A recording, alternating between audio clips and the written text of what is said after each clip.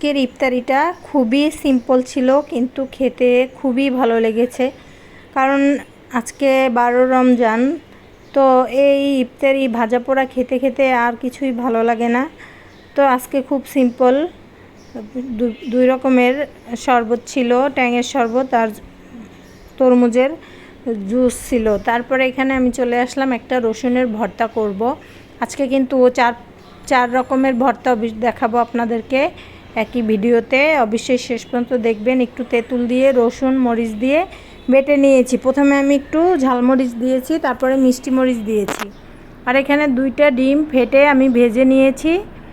তারপরে আমি চলে যাব আলু ভর্তা তৈরি করতে। এখানে আলুটা মেখে নিচ্ছি।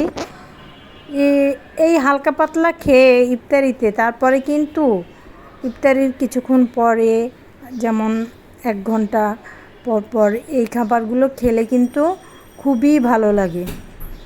আপনারা একবার হলেও ট্রাই করে দেখবেন। তারপর চলে আসলাম বেগুন ভর্তা করতে।